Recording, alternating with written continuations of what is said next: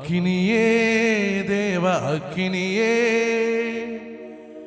என்னை நிரப்புமப்பா, என்னை நிரப்புமப்பா. சேர்ந்து கைதட்டி பாடுவோமா? நல்ல உற்சாகமா.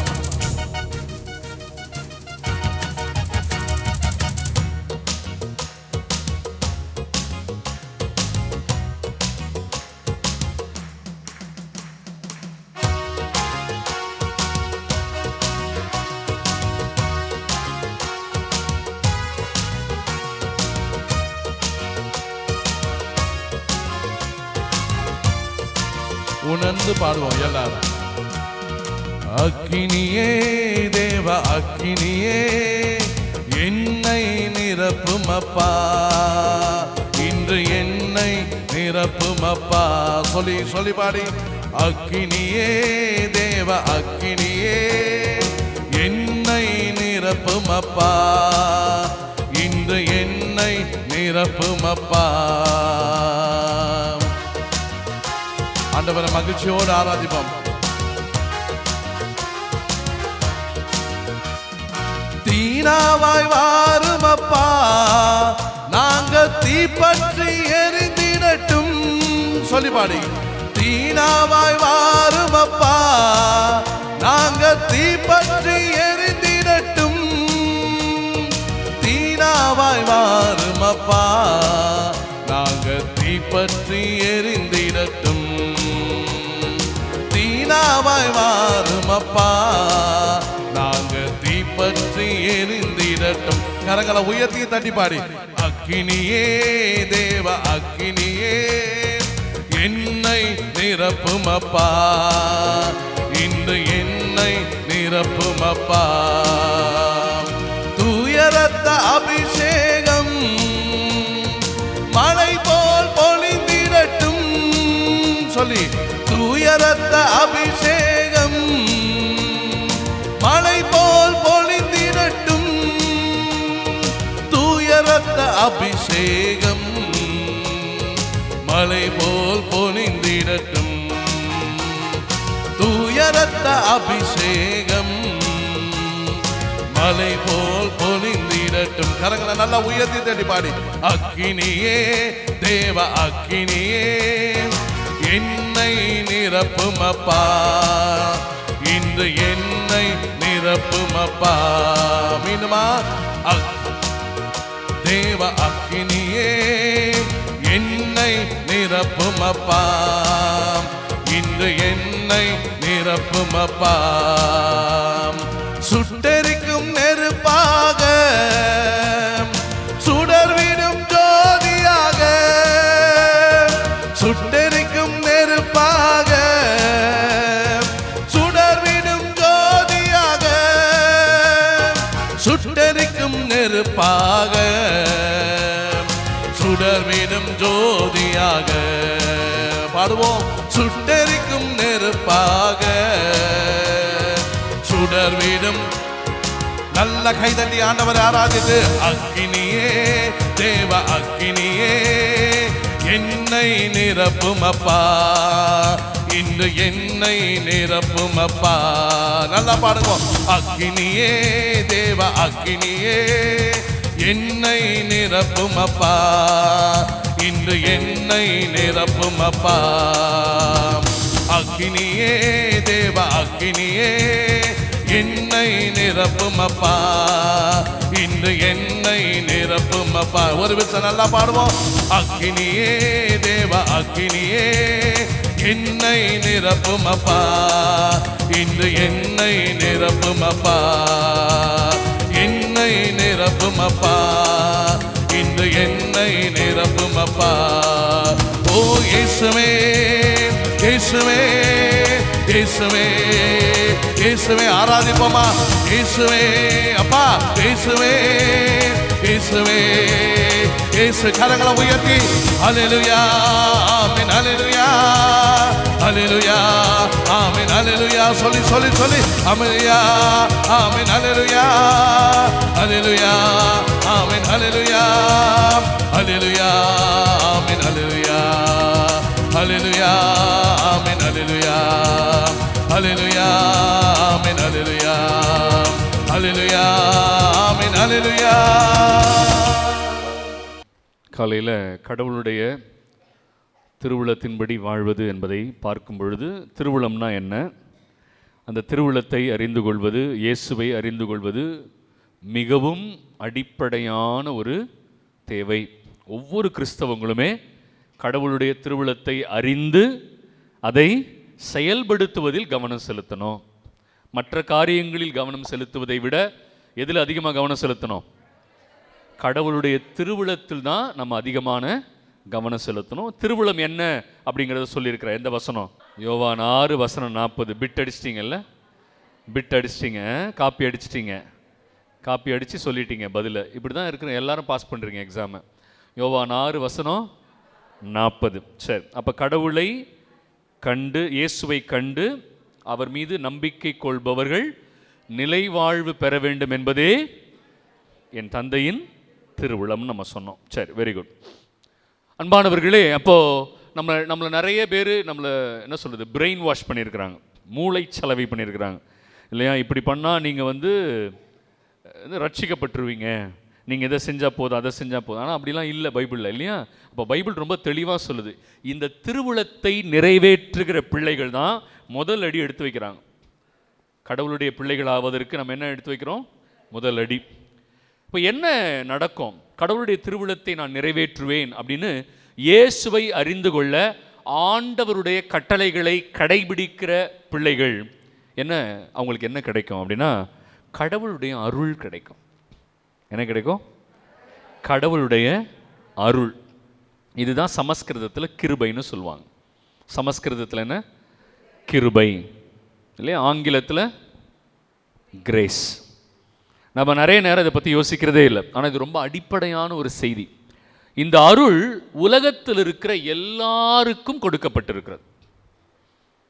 அருள் யாருக்கு கொடுக்கப்பட்டிருக்குது? எல்லாருக்கும் கொடுக்கப்பட்டிருக்கு. எந்த மதத்தை சார்ந்தவராக வேண்டுமானாலும் அவர் இருக்கலாம். மனிதராய் பிறந்த அனைவருக்கும் கடவுளுடைய அருள் கொடுக்கப்பட்டிருக்கிறது. எங்க வசனம்? தீத்து 2:11. போதுமா? எவ்வளோ அழகா இருக்குல்ல? யாருக்கு கொடுக்கப்பட்டிருக்குது அருள்? மனிதர் அனைவருக்கும் கொடுக்கப்பட்டிருக்கிறது இல்லையா? கடவுள் பாரபட்சம் பார்ப்பவர் அல்ல இல்லையா? இந்த மதத்தை சார்ந்தவங்களுக்கு, அந்த மதத்தை சார்ந்தவங்க அப்படிலாம் இல்லவே இல்லை பைபிளில். பைபிள் எப்படி இருக்கு? கடவுள் யார் கொடுத்திருக்கிறார் அருளை? எல்லாருக்கும் கொடுத்திருக்கிறார். ஆனால் அந்த அருளை நாம் நம்மில் செயல்படுத்த வேண்டும். அந்த அருள் எண்ணில் வீணாய் போய்விடக்கூடாது. கடவுள் கொடுத்த அருள் எண்ணில் வீணாய் போய்விடக்கூடாது. எல்லாருக்கும் இருக்கு அந்த அருள். ஆனால் அந்த அருள் எனக்குள் செயலாற்ற வேண்டும். அருள் எனக்குள் செயலாற்ற வேண்டும். உடம்பு சரியில்லை, ஊசி போடுறோம், அந்த மருந்து என் உடலுக்குள் செயலாற்றினால்தான் அந்த உடல் நோயிலிருந்து நான் சுகம் பெறுவேன் இல்லையா? அதான் உண்மை. ஒரு மாத்திரை போடுறோம், அதை செயலாற்றணும். அதே மாதிரி தான் ஆண்டவர் அருள் எனக்கு கொடுத்துருக்கிறாரு, அதை என் உடம்புக்குள்ள என்ன பண்ணணும்? செயலாற்றணும். அதனால தான் பவுல் சொல்லுவார், நான் பெற்ற அருளை பயனற்று போக விடமாட்டேன். என்ன சொன்னாரு? நான் பெற்ற அருளை பயனற்று போக விடமாட்டேன். ஏன்னா அது எனக்கு பயன் தரணும். ஆகவே அது என்னில் செயலாற்றணும். யாரெல்லாம் பயனற்று போக விட்டு விடுகிறார்கள்? முதல்ல அவர் சொன்ன வசனத்தை பார்த்துடலாம். கலாத்தியர் 2:21. கடவுளுடைய அருள் பயனற்று போக விட மாட்டேன் இல்லையா? Okay okay. ஸோ ஆங்கில விவிலியத்தில் இப்படி இருக்கும், I shall not nullify the grace of God அப்படின்னு ஆங்கிலத்தில் இருக்கும். தமிழில் எப்படி இருக்கு? நான் கடவுளுடைய அருள் பயனற்று போக விட மாட்டேன். அப்போ அந்த அருள் எனக்குள்ள வந்ததுன்னா அது என்ன பண்ணணும்? செயலாற்றணும். இப்போ அடிப்படை கேள்வி என்னன்னா, ஏன் அருள் மனிதருக்கு கொடுக்கப்படுகிறது? கடவுள் ஏன் இந்த அருளை மனிதர்களுக்கு கொடுக்கிறார்? இந்த அருள் எவ்வளவு முக்கியம் அப்படின்னா, நம்முடைய catechism of the Catholic church, நம்முடைய கத்தோலிக்க திருச்சபையினுடைய சட்டப்பூர்வமான போதனை என்ன சொல்லுது அப்படின்னா, grace is the first and foremost gift of the Holy Spirit. அருள்தான் தூய ஆவியானவர் நமக்கு கொடுக்கிற முதன்மையான கொடை. ஹல்லேலூயா. பார்த்தீங்களா? இது திருச்சபையினுடைய போதனை. திருச்சபை அல்லாதவங்க வேற ஒன்று போதிப்பாங்க, நான் அதுக்குள்ள போக விரும்பல இல்லையா. திருச்சபை என்ன சொல்லுது? அருள்தான் தூய ஆவியானவர் வழியாக இறைவன் கொடுக்கிற முதலாவது கொடை. இது இருக்கு, catechism of the Catholic church அப்படின்னு நீங்க டைப் பண்ணி கூகுளில் போய் தேடினீங்கன்னா இது உங்களுக்கு இருக்கு. என்ன போட்டிருக்கு?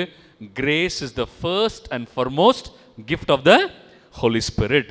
தூய ஆவியானவருடைய முதல் கொடையே அருள் தான். அதனால தான் இது எல்லா மனிதருக்கும் கொடுக்கப்பட்டிருக்கிறது. இப்போ அருள்னா என்னன்னு தெரியணும். நிறைய பேருக்கு இது புரியாததுனால தான் நம்ம எதையோ நோக்கி ஓடுறோம். இந்த அருள் இருந்தால் அது ரொம்ப ரொம்ப தேவை. அதை வைத்து நம்ம என்ன செய்ய முடியும்னு பைபிளில் போட்டிருக்கு. முதல்ல let me define what is grace.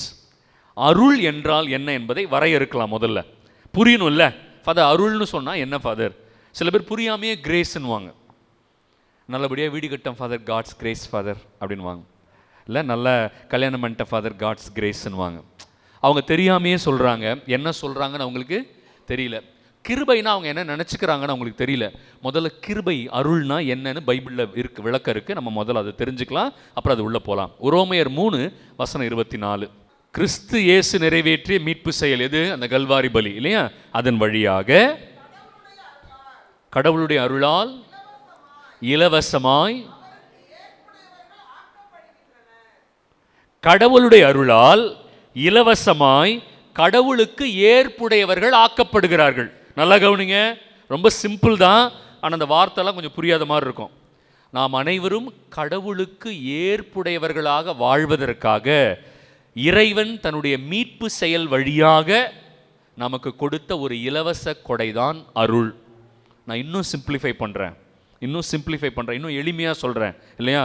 நாம் அனைவரும் கடவுளுக்கு உகந்த பிள்ளைகளாக வாழ்வதற்காகவே இறைவனே நமக்கு கொடுத்த இலவச கொடைதான் அருள். ஹல்லேலூயா சொல்வீங்களா? சந்தோஷம், உற்சாகமாக சொல்ல மாட்டீங்க.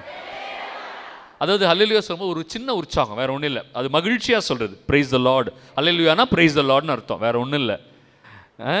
பிரைஸ் த லார்ட் அப்படின்னா கடவுளே நான் உம்மை புகழ்கிறேன் இல்லையா. சரி, நல்லா கவனிங்களேன்.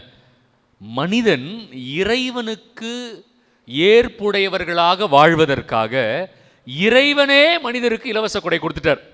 நான் கடவுளுக்கு உகந்த பிள்ளையா வாழ்றதுக்கு நான் கஷ்டப்படணும்னு அவசியம் இல்லை. ஆண்டவர் என்ன பண்ணிட்டார்? எனக்கு நான் அவருக்கு உகந்த பிள்ளையா வாழ்றதுக்கு என்ன கொடுத்துட்டாரு? அருளை ஏற்கனவே கொடுத்துட்டார் இல்லையா.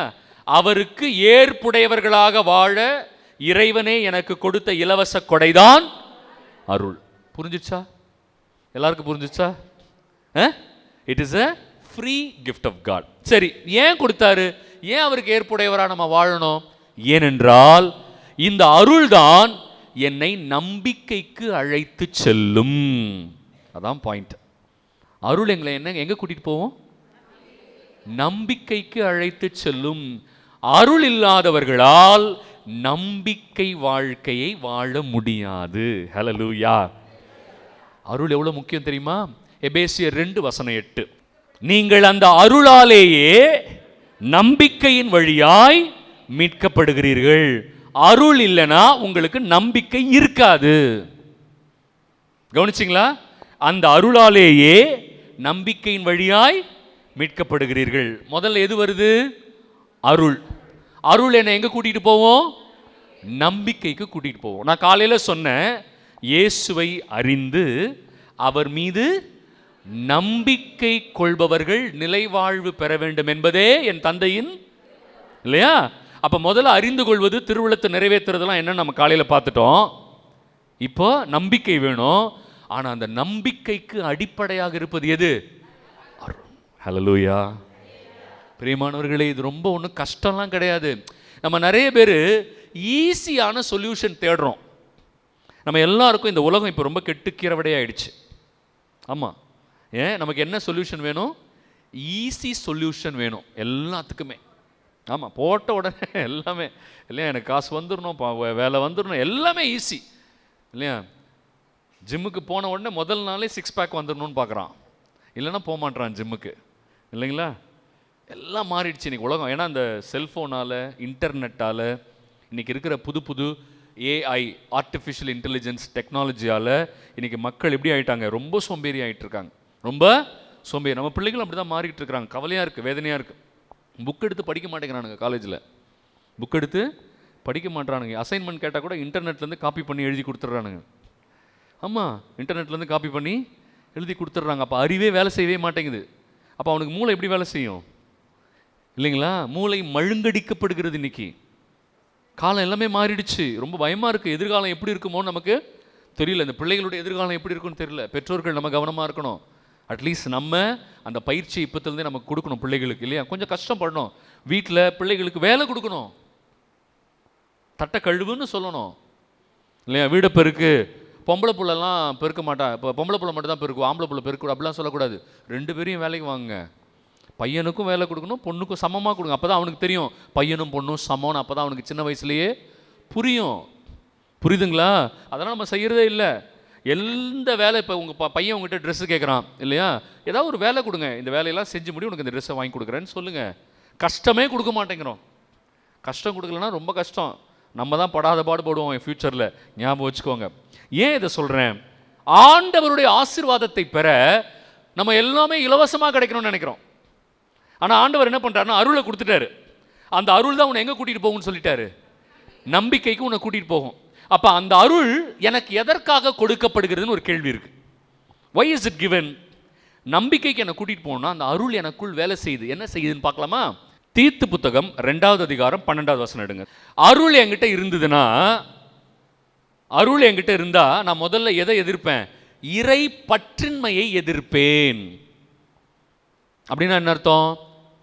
சில பேருக்கு நம்பிக்கையே இருக்காது, கடவுள் மேலே நம்பிக்கை இருக்காது. பார்த்தீங்களா? இன்னைக்கு உலகம் மாறிக்கிட்டு இருக்குல்ல. அப்படி பணம் இருந்தால் போதும் இல்லையா?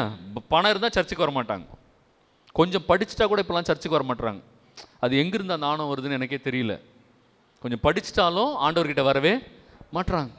அப்போ அந்த இறை பற்றின்மையையும், இன்னொரு வார்த்தை என்னம்மா, உலகு சார்ந்த தீய நாட்டங்களையும் மறுத்து, say no to unbelief and to the worldly matters.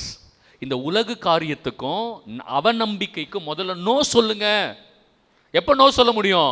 அருள் என்கிட்ட வேலை செஞ்சா சொல்ல முடியும். அருள் என்கிட்ட வேலை செய்யலைன்னா எதுக்கு நோ சொல்ல முடியாது? அவநம்பிக்கைக்கு நோ சொல்ல முடியாது. இந்த உலகு காரியங்களுக்கு நோ சொல்ல முடியாது இல்லையா? அதனால தான் நம்ம எதோட இணைஞ்சு போயிடுறோம்? உலகு காரியத்தோடு போயிடுறோம். எல்லாரும் செய்கிறாங்க ஃபாதர், அதனால் நானும் செய்கிறேன். கரெக்டா? எல்லாரும் பேசுகிறாங்க, நானும் பேசுகிறேன். எல்லாரும் புரணி பேசுகிறாங்க, நானும் புரணி பேசுகிறேன் இல்லையா? எல்லாரும் கெட்ட வார்த்தை பேசுகிறாங்க, நானும் கெட்ட வார்த்தை பேசுகிறேன். அப்போ எல்லாரும் செய்கிறத நான் செய்கிறதுக்கு எதுக்கு நான் கிறிஸ்தவ பிள்ளையாக இருக்கணும்? இல்லையா? அப்போ நான் மறுக்கணும். அதெல்லாம் ஒரு இடத்துல நின்று 10 பேர் தப்பாக பேசிகிட்டு இருக்கிறாங்க, நான் என்ன பண்ணணும்? நோ, இது தப்பு அப்படின்னு சொல்லிட்டு நான் விலகி போகணும்ல. அந்த விலகி போகிற கொடை அருள் தான் கொடுக்கும். அருள் இருந்தால் தான் அதுக்கு நான் நோ சொல்ல முடியும். அசிங்கமான ஒரு படத்தை நான் பார்க்குறேன், அது வந்துருச்சு தெரியாமல், செல்ஃபோன்லேயோ டிவிலையோ வந்துருச்சு, சை அப்படின்னு ஆஃப் பண்ணுறேன்.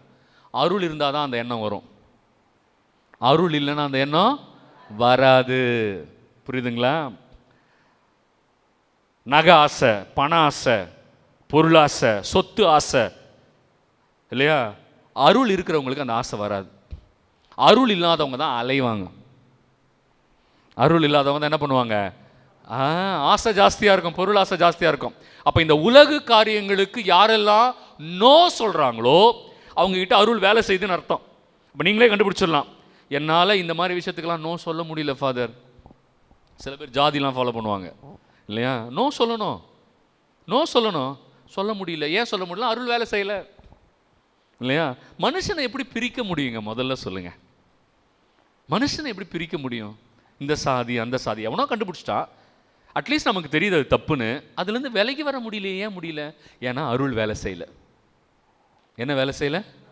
அருள் வேலை செய்யலை. அருள் வேலை செஞ்சால் என்ன சொல்லுவேன்? சீ, இது தப்பு, அசிங்கம். மனிதனை போய் உயர்வு தாழ்வு, இந்த சாதி அந்த சாதின்னு எப்படி பார்க்க முடியும்? இல்லையா? அருள் வேலை செஞ்சதுன்னா நீங்கள் சாதியை வேணான்னு சொல்லுவீங்க. அருள் வேலை செய்யலைன்னா நீங்கள் சாதியை பிடிச்சிக்கிட்டு அழுவீங்க. சிம்பிள். கத்தோலிக்க திருச்சபை பல இடங்களில் கெட்டு சீரழிந்து போவதற்கு இது ஒரு காரணமாக இருக்குது. என்ன காரணம்? சும்மா ப்ரேயர் பண்ணுறன்ற பேரில் ப்ரேயர் பண்ணுறது, ஆனால் அங்கே போய் சாதியை பின்பற்றுவது. அது எவ்வளோ பெரிய தப்பு. அப்போ அருள் என்கிட்ட இருந்தால் என்ன சொல்லணும்? ஆண்டவர் என்கிட்ட என்ன சொல்லுவார்? அது தப்பு, அது பாவச் செயல், அதை செய்யாத அப்படின்னு உள்ளேருந்து எனக்கு சொல்லுவார்ல. அருள் வேலை செய்யலை. அதனால தான் நம்ம நல்ல பேர் என்ன பண்ணுறாங்க? சாதி கூட்டம், சாதியினால் பொண்ணு பார்க்குறது, வரன் பார்க்குறது, இப்படிலாம் மாட்டிக்கிறாங்க இல்லையா? அது மிகப்பெரிய பாவச் செயல். தயவு செய்து வெளியில் வந்துடுங்க. நீங்கள் எத்தனை உபவாசம் இருந்தாலும், எத்தனை ஜெபம் பண்ணாலும், கடைசி வரைக்கும் ஜாதி ஃபாலோ பண்ணிங்கன்னா மோட்ச பாக்கியம் கிடைக்கவே கிடைக்காது. வீட்டில் பத்திரம் இருந்ததுன்னா பத்திர பேப்பரில் எழுதி வச்சுக்கோங்க. முடிஞ்சால் நம்ம அங்கே சந்திக்கலாம் இல்லையா? நீ சொன்னியே அப்படின்னு நம்ம அங்கே பேசிக்கலாம் இல்லையா? அது உண்மை. அதனால தான் இப்போயே சொல்லிடுறேன். அப்போ அருள் எனக்குள்ளே வேலை செஞ்சதுன்னா நோ சொல்லுவேன். அம்மா இன்னும் வசனம் முடியல, வாசிங்க. கட்டுப்பாடுடனும், நல்லாவா? அந்த வார்த்தையெல்லாம் ரொம்ப முக்கியம். கட்டுப்பாடுடனும் நேர்மையுடனும் இறைப்பற்றுடனும் இம்மையில் வாழ இவ்வருளால் பயிற்சி பெறுகிறோம். இந்த உலகத்தில் கட்டுப்பாடோடு நேர்மையாக இறைப்பற்றோடு வாழ்வதற்கு இந்த அருள்தான் எனக்கு பயிற்சி கொடுக்கிறது. கைகளை தட்டி ஆண்டவருக்கு நன்றி சொல்லுங்க. எல்லாரும் நல்லா கை தட்டுங்க. அருள் எனக்குள்ள என்ன வேலை செய்யுதுன்னு பார்த்தீங்களா? இப்போ இந்த அருள் என்ன பண்ணுதுன்னா, முதல்ல அவநம்பிக்கைக்கும் இந்த உலகு சார்ந்த காரியங்களுக்கும் மறுப்பு சொல்லுது. அதுக்கப்புறம் என்ன பண்ணுது? கட்டுப்பாடோடு, சுய கட்டுப்பாடோடு, ரெண்டாவது நேர்மையாக, மூணாவது இறைப்பற்றுனா தெய்வ நம்பிக்கை, இறை நம்பிக்கையோடு வாழ்வதற்கு எனக்கு என்ன பண்ணுது? அருள் எனக்கு பயிற்சி கொடுக்கிறது. அருள் இவ்வளவுதான் செய்யும். கல்யாணம் காட்ஸ் கிரேஸ் இல்லையா? வீடு கட்டிட்டேன் காட்ஸ் கிரேஸ். காட்ஸ் கிரேஸோட வேலை அது இல்லை. காட்ஸ் கிரேஸோட வேலை என்னது? பத்தியா இவ்வளோ நாள் கிரேஸை பற்றி தப்பு தப்பா ரீல் விட்டுக்கிட்டு இருக்கிறோம் இல்லை? எல்லாத்துக்கும் காட்ஸ் கிரேஸ் அது வேற, ஆண்டவருடைய தயவுங்கிறது வேற இல்லையா? இது காட்ஸ் கிரேஸ் என்ன பண்ணும்? எனக்குள்ள எனக்கு பயிற்சி கொடுக்கும். என்கிட்ட ஆண்டவருடைய அருள் வேலை செஞ்சதுன்னா நான் கட்டுப்பாடோடு இருப்பேன், நான் நேர்மையாக இருப்பேன், உள்ள ஒன்று வச்சு வெளியில் ஒன்று பேச மாட்டேன் இல்லைங்களா? இந்த பின்னாடி பேசுகிற பழக்கம்லாம் இவங்ககிட்ட இருக்காது. அவங்கக்கிட்ட சுய கட்டுப்பாடு இருக்கும், ரொம்ப பேராசெல்லாம் இருக்காது. அவங்கக்கிட்ட தெய்வ பயம் இருக்கும், தெய்வ நம்பிக்கை இருக்கும் இல்லையா? யாரையும் இழிவாக பேச மாட்டாங்க, உலக காரியங்கள் அதிகமாக ஈடுபட மாட்டாங்க, ஆண்டவருக்கு பிரியமானதை நாடி தேடுவாங்க. அவங்கக்கிட்ட என்ன இருக்குது? இந்த அருளே அவர்களுக்கு பயிற்சி கொடுக்கிறது. ஹல்லேலூயா, நல்லா சொல்லுங்க. அப்போ என்ன கிரேஸ்னா என்ன? இனிமேல் யாராவது கேட்டாங்கன்னா நீங்கள் சொல்லணும் இதை. ஆனால் இந்த அருளை நாம் இழக்க முடியும். கடவுள் ஏற்கனவே நம்ம கொடுத்துட்டாருன்னு சொன்ன ஞாபகம் இருக்கா? இந்த உலகத்தில் இருக்கிற எல்லாருக்கும் அருள் கொடுத்துருக்கிறாரு. ஆனால் மனுஷன் என்ன பண்ணிடுறான்? இந்த அருளை இழந்து விடுகிறான். எப்படி இழக்கிறான்? சாவான பாவத்தின் மூலமாக அருளை இழக்கிறான். எந்த பாவம்? அற்ப பாவம் இல்லை. பாவம் ரெண்டு வகைப்படும். என்னென்ன? ஜென்ம பாவம், கர்ம பாவம் இல்லையா? கர்ம பாவம் ரெண்டு வகைப்படும். என்னென்ன சொல்லுங்க? கரெக்டு தான். அற்ப பாவம், சாவான பாவம் இல்லையா? ஜென்ம பாவம் நம்மளுடைய திருமுழுக்கில் கழுவப்படுகிறது. கர்ம பாவம் தான் நம்ம பண்ணுறோம். அதில் ரெண்டு இருக்குது. ஒன்று அற்ப பாவம், அது ஆண்டவரே மன்னிச்சிருவார், அது ஆண்டவரே மன்னிச்சிடுறார். ஆனால் அருளை எது இழக்க செய்து? சாவான. எது சாவான பாவம்? முழு அறிவோடு, முழு ஈடுபாடோடு, அதனுடைய கணாகணம் அறிந்து எவன் ஒருவன் பாவம் செய்கிறானோ அதுவே சாவான பாவம். பார்த்தீங்களா? இது பாவம்னு எனக்கு தெரியும். இங்கே இருக்கிற யாராவது ஒருத்தர் சொல்லுங்க, சாதி பாவம் இல்லைன்னு சொல்லுங்க. யாராவது ஒருத்தர் சொல்லுங்க. இல்லை எனக்கு தெரியாது ஃபாதர், பாவம்னு தெரியாது. யாராவது சொல்லுங்க பார்ப்போம். பார்த்தீங்களா? எல்லாருக்குமே அது பாவம்னு தெரியும். தெரிஞ்சு தான் வேணும்னே அதை நான் என்ன பண்ணுறேன்? ஃபாலோ பண்ணுறேன். பார்த்தீங்களா? புரணி பேசுறது பாவமா இல்லையா? சும்மா கூச்சப்படாமல் சொல்லுங்கள். புரணி பேசுறது பாவமா இல்லையா? பாவம்னு தெரியும், புரணி பேசுகிறோமா இல்லையா? தெரிஞ்சுதான் செய்கிறோம் இல்லைம்மா? ஆமாவா? கெட்ட வார்த்தை பாவம்னு தெரியும், தெரிஞ்சுதான் பேசுகிறோம். வட்டிக்கு விடுறது பாவம், சில பேர் அதை வச்சு தான் சம்பாதிக்கிறாங்க. மற்றவங்க செஞ்சால் பரவாயில்ல, கத்தோலிக்கர்கள் ஏன் அப்படி பண்ணுறாங்கன்னு தெரியல. வட்டிக்கு விடுறது பாவம் இல்லையா? ஆமாம், பைபிளில் போட்டிருக்கு, அதான் சொல்கிறேன் நானும். பாவம்னு தெரியுது, ஆனால் வட்டிக்கு விட்டு சம்பாதிக்கிறாங்க, தெரிஞ்சு செய்கிறாங்க. அப்போ என்ன தெரியுமா? தெரிஞ்சுதான் ஏன் நான் பாவம் செய்கிறேன், தெரிஞ்சுதான் நான் பாவம் செய்கிறேன். அப்போ தெரிஞ்சு பாவம் செய்யும்போது நான் எதை இழந்துடுவேன்? கடவுளுடைய அருளை இழந்து விடுவேன். ஏன் அன்னை மரியாள் ஸ்பெஷல் தெரியுமா? அவங்க அருளை இழக்கவே இல்லை. ஹல்லேலூயா, ஹல்லேலூயா. அவங்க ஏன் ஸ்பெஷல்? அவங்க அருளை இழக்கவே இல்லை. அதனால தான் தேவதூதர் அவங்கள பார்த்த உடனே சொல்லிட்டு அடிச்சார், மரியே வாழ்க, மரியே வாழ்க, அருள் நிறைந்தவளே. என்ன வார்த்தைங்க! கடவுளே சொல்றாரு அம்மாவை பார்த்து, அருள் நிறைந்தவள். ஏன்னா அந்த அம்மா எதை இழக்கல? அருளை இழக்கவில்லை. சாவான பாவம் செய்யவே இல்லை. அந்த வார்த்தையிலே தெரிஞ்சிருச்சு. ஏன்னா சாவான பாவம் செஞ்சா என்ன இருக்காது? அருள் இருக்காது. அன்னை மரியாளிடம் அருள் நிரம்பி இருந்தது, நிரம்பி இருந்தது. அவங்க அந்த அருளை இழக்கவே இல்லை. சும்மா அம்மாவை தேர்ந்தெடுத்தாரா கடவுள்? பாருங்க, அம்மாவுடைய பங்கெடுப்பதில் அதிகமாக இருக்கு இல்லையா? அவங்களும் ஆண்டவருக்கு உகந்த ஒரு வாழ்க்கையை வாழணும்னு பிரியமா இருந்தாங்க. ஆண்டவர் கொடுத்த அந்த அருளால் பயிற்சி பெற்று அவர்கள் கடவுளுக்கு உகந்த மகளாக இருந்தாங்க. அதனால கடவுளாலேயே பாராட்டப்பட்டாங்க, அருள் நிறைந்தவள் இல்லையா? இப்போ அந்த அருள் எனக்குள்ள இருந்தால் மட்டும்தான் எனக்குள்ள என்ன இருக்கும்? நம்பிக்கை இருக்கும். அருள் இல்லை என்றால் அங்கு நம்பிக்கை இருக்காது. ஓகேவா? அதனால தான் நம்ம பவுல் போய் ஆண்டவர்கிட்ட கேட்பார், ஆண்டவரே, என்னுடைய உடலில் ஒரு முள் தைத்திருக்கிறது, அதை எப்படியாவது எடுத்துருங்களேன். ஒன்று அது ஒரு நோயாக இருக்கணும்னு நான் நம்புகிறேன். உடலில் ஒரு முள் தைத்திருக்கிறதுனா என்ன அர்த்தம்? ஏதோ ஒரு நோய் அவரை ரொம்ப கஷ்டப்படுத்துது, ஆண்டவருடைய பணியை செய்ய விடாமல் தடுக்குது. அவர் போய் ஆண்டவர்கிட்ட சொல்கிறாரு, இதை என்னிடமிருந்து எடுத்து விடுங்கள்னு கேட்குறாரு.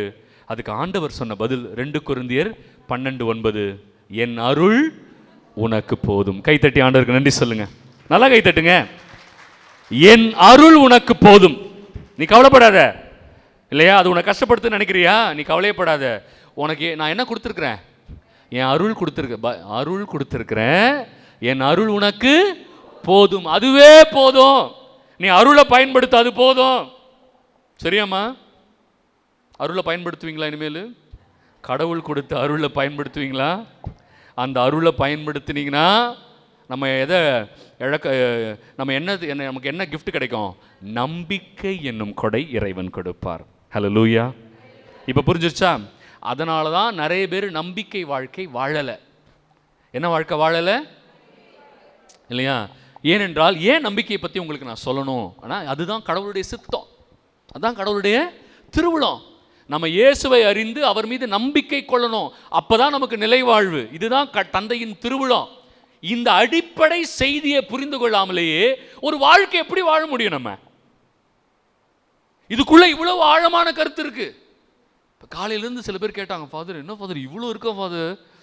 ஃபாதர் கடவுளை அறிந்து கொள்வதே நிலைவாழ்வுன்னு சொன்னீங்க, அதில் இவ்வளோ திருவுளை பற்றி இவ்வளோ சொன்னீங்களே, இப்போ கிருபையை பற்றி சொல்கிறேன், இவ்வளோ இருக்கு. ஆமாம் இருக்கு, இதுதான் அடித்தளம். இந்த அடித்தளம் தெரியாம அபிஷேகத்துக்கு போயிடுறாங்க நேரா. எங்க போயிடுறாங்க? அபிஷேகம் போயிடுறாங்க நேரா. நம்பிக்கை இல்லாமல் எப்படிமா அபிஷேகம் கிடைக்கும்? நம்பிக்கை இல்லாமல் எப்படி அபிஷேகம் கிடைக்கும் இல்லையா? அப்போ சில பேர் போலி அபிஷேகத்தை பெற்றுக்கொண்டு அது கடவுளுடைய அபிஷேகமாக தங்களையே காட்டிக் கொள்ளுகிறார்கள். என்ன அபிஷேகம் பெற்றுக்கிறாங்க? போலி அபிஷேகம் இல்லையா? அப்போ உண்மையான அபிஷேகம் பெறணும்னா இதெல்லாம் தேவை. இது இல்லாமல் உண்மையான அபிஷேகம் கிடைக்காது. எப்பேற்பட்ட ஒரு மோசே ஒரே ஒரு தப்பு பண்ணாரு, உள்ள விட்டார் ஆண்டவர். உள்ள விட்டாரா? இல்லையம்மா. அதற்கு பிறகு விட்டார். எங்க தாபோர் மலையில் அவர் உருமாறினப்ப அதுக்கப்புறம் அவரை உள்ள அனுமதிச்சார். ஆனால் அது வரைக்கும் பாருங்க, மோசேவை கூட ஆண்டவர் எங்க அனுமதிக்கல. அவர் என்ன அபிஷேகம்னாலும் சரி, கடவுளுடைய அபிஷேகங்கிறது சாதாரண விளையாட்டு காரியம் அல்ல. யாரோ எப்படி போகிற போக்கில் பேசிட்டு போகிறதெல்லாம் அபிஷேகம் இல்லை. சில பேர் சொல்கிறாங்க அபிஷேகத்தோடு ஜெபிப்போம். அபிஷேகத்தோடு ஜெபிப்போம்மா? நீ எப்படி அபிஷேகத்தோடு ஜெபிக்க முடியும்? அவர் கொடுத்தாதான் அபிஷேகம், அவர் கொடுத்தாதான் அபிஷேகம். அது என்னமோ ஒரு விளையாட்டு வார்த்தை மாதிரி ஆயிடுச்சு. இப்போ பொருள் அறியாமையே பேசுகிறாங்க இல்லையா? எப்படி தெரியுமா சொல்கிறாங்க? அபிஷேகத்தோடு பாடுவோம். அபிஷேகத்தோடு எப்படி பாடுவேன்? அபிஷேகம்னா அவர் கொடுக்கணுமே. அபிஷேகம் கொடுத்துட்டா ஆட்டோமேட்டிக்காக ஆவியானவர் என்னை வழி நடத்துவார் இல்லையா? அபிஷேகத்தோடு பாடுவோம், அபிஷேகத்தோடு ஜெபிப்போம். தப்பான வார்த்தை அது. இன்னும் ஆண்டவர் எனக்கு அபிஷேகம் கொடுக்கல, அப்புறம் எப்படி நான் அபிஷேகத்தோடு ஜெபிப்பேன்? நான் சொல்றது புரியுதா? இப்போ எல்லாருக்கும் இது ஒரு என்ன சொல்றது, ஏதோ ஒரு விளையாட்டு சமாச்சாரம் ஆயிடுச்சு. ரீசெண்டாக நான் ஒரு இது பேசியிருந்தேன், நம்மளை போட்டு கலாய்ச்சிருந்தாங்க, ஒரு ட்ரால் போட்டிருந்தாங்க. ஒரு பாஸ்டர் ஒரு பொண்ணு மேலே கூப்பிட்டு, மேடையில் கூப்பிட்டு அபிஷேகத்தோடு ஜெபிப்போம்னாரு. அபிஷேகத்தோடு எப்படி ஜெபிக்க முடியும்? ஆண்டவர் எனக்கு அபிஷேகம் கொடுத்ததுக்கப்புறம் ஆட்டோமேட்டிக்காக அந்த அபிஷேகம் எண்ணில் இருக்கும். ஆவியானவர் என்னை ஜெபிக்க தூண்டுவார். அது வேற விஷயம். நான் ஒருத்தங்களுக்கு சொல்ல முடியாது, நீ அபிஷேகத்தோடு ஜெபம் பண்ணு, நீ அபிஷேகத்தோட பாட்டு பாடு, நான் யாருக்கு ஒருத்தங்களுக்கு சொல்ல முடியாது. அதை அவர் செய்வார். யாரு? ஆவியானவர் செய்வார். ஆவியானவர் செய்கிற வேலையெல்லாம் இப்போ இவங்க எடுத்துக்கிறாங்க, அப்படி எடுத்துக்க முடியாது. ஸோ இப்போ என்ன பிரச்சனை? அப்போ அந்த அபிஷேகத்தை நோக்கி நம்ம போகிறோன்னா இந்த அடிப்படை செய்தி தெரியாமல் போக முடியாது. நம்பிக்கை, நம்பிக்கை எவ்வளோ முக்கியம் தெரியுமா? மார்க் 9 எடுத்துக்கோங்க. ஒரு அற்புதமான செய்தி ஆண்டவர் நம்ம கொடுக்க போகிறார். மார்க் 9 எடுத்துட்டிங்களாமா? அதில் தீயாவி பிடித்த ஒரு சிறுவன் இருப்பான். பேய் பிடித்த ஒரு சிறுவன் இருக்கானா? தீயாவி பிடித்து பேச்சிழந்த ஒரு மகனை நான் உம்மிடம் கொண்டு வந்தேன், அது அவனை கீழே தள்ளுகிறது. நுரை தள்ளுது, பல்ல கடிக்கிறான். ஓகே, யார்கிட்ட கூட்டிட்டு போன? முதல்ல சீடர்களிடம் அழைத்து சென்றேன் இல்லையா? ஃபர்ஸ்ட் எங்க போனாரு? ஏன்னா சீடர்களும் பேய் ஓட்டுறாங்க. ஆண்டவர் எல்லாருக்கும் அந்த அதிகாரம் கொடுக்குறாரு, சீடர்கள் கொடுக்குறாரு. சீடர்கள் பேய் ஓட்டுறாங்க, முதல்ல சீடர்கள்கிட்ட கூட்டிட்டு போறாரு. வாசிங்க. அவர்களால் அந்த பேயை ஓட்ட இயலவில்லை. எல்லா பேயும் ஓட்டினாங்கல்ல, ஆனா இந்த பேய் அவங்களால ஓட்ட இயலவில்லை. they could not do it. அவங்க செய்யறதுக்கு அவங்க கிட்ட வலிமை இல்ல. ஏன் அவங்களால முடியல? ஏன் பேய் ஓட்ட முடியல? நல்லா கவனிச்சுக்கோங்க. கடவுள் இந்த அதிகாரத்தை நம்ம எல்லாருக்குமே கொடுக்குறாரு. ஹல்லேலூயா சொல்லுங்களேன். எல்லாருக்கும் கொடுக்குறாரு. ஆனா நீங்க கவனமா கவனிக்கணும் என்ன சொல்ல வர்றாருன்னு. வாசிங்கம்மா. என்ன சொன்னாருமா? கவனிச்சிங்களா? என்ன சொல்லி திட்டுறார் ஆண்டவர்? நம்பிக்கையற்ற தலைமுறையினரே. திட்டம் போது கூட அவர் என்ன வார்த்தையை பயன்படுத்துறாரு? நம்பிக்கை இல்லாத கூட்டமே. பார்த்தீங்களா? ஏன் அவர் திட்டுறாரு? அவங்க பேய் ஓட்டிட்டு தானே இருந்தாங்க. சீடர்கள் பேய் ஓட்டினாங்களா இல்லையா? ஓட்டினாங்க. இயேசுவின் பேரால் நற்செய்தி அறிவிச்சாங்களா? இயேசுவின் பேரால் புதுமை செஞ்சாங்களா? ஆனால் இயேசு அவங்களை என்னன்னு சொல்லி கூப்பிட்டாரு? என்னம்மா இது? ஏன் அவங்கள நம்பிக்கையற்றவர்கள்னு கூப்பிட்டாரு? ஏனென்றால் அவர்கள் நம்பிக்கையின் பொருட்டு செய்யல, பாப்புலாரிட்டிக்காக செய்யறாங்க. வித்தியாசம் புரியுதுங்களா? பாப்புலாரிட்டினா என்ன? எல்லாரும் நம்ம கிட்ட வராங்க, எல்லாரும் நம்ம கிட்ட வராங்க இல்லையா? நம்ம செலிபிரிட்டி ஆகிட்டோம், சிக்னேச்சர்லாம் கேட்குறாங்க, ஆட்டோகிராஃப் போட சொல்கிறாங்க இல்லையா? எல்லாருக்கும் அந்த ஒரு பெருமை வந்துடும். நான் காலையிலே சொன்னேன், நம்ம எல்லாரும் பயனற்ற பணியாளர்கள். இந்த பெருமைலாம் உள்ள வரவே பெருமை உள்ள வரவே கூடாது இல்லையா? நம்ம பணியை செஞ்சுட்டு அமைதியாக போயிட்டே இருக்கணும். இதில் என்ன பெருமை வேண்டி கிடக்குது? இதில் என்ன பெருமை? நான் இல்லைன்னா ஆண்டவர் இன்னொருத்தரை வச்சு இந்த பணியை செய்வார் இல்லையா? ஐயோ நான் தான் பெரிய உலகத்திலே லார்ட் லபக்தாஸ். கிடையாது, அப்படிலாம் கிடையவே கிடையாது. ஆண்டவர் அவருடைய பணியை செஞ்சுக்கிட்டே தான் இருப்பார். அவருடைய பணி நடந்துக்கிட்டே தான் இருக்கும். இப்போ நான் ஒரு கருவியாக இருக்கிறேன், எனக்குள்ள அந்த ஆணவம் தீமையும் வந்ததுன்னா நான் பிசாசா மாறிடுவேன் இல்லையா? அவங்க பாருங்க, பேயை ஓட்டி இருக்கிறாங்க, ஆனால் ஒரு பேயை ஓட்ட முடியல. இயேசு அவங்கள பார்த்து சொல்றாரு, நம்பிக்கையற்ற தலைமுறையினரே, யூ ஃபெய்த்லெஸ் ஜெனரேஷன். பாருங்க, ஏன்னா கொஞ்ச நாள்ல என்ன போயிடும்? நம்ம கிட்ட நம்பிக்கை போயிடும். நம்பிக்கை நம்ம கிட்ட இருந்து போயிடும். ஏன்னா நிறைய பேர் அதை பத்தி யோசிக்கிறதே இல்லை. அதனால தான் நான் இதை எடுக்கிறேன். வாசிங்கம்மா. எவ்வளவு காலம் நான் உங்களோட இருக்க முடியும்? இன்னும் எத்தனை காலம் do I have to put up with you? எவ்வளவு காலம் நான் உங்களை பொறுத்து கொள்ள இயலும்? அவனை என்னிடம் கொண்டு வாருங்கள் அப்படின்னு கூப்பிட்டார். எஸ், வாசிங்கம்மா. அவர்கள் அந்த சிறுவனை இயேசுவிடம் கொண்டு வந்தார்கள்.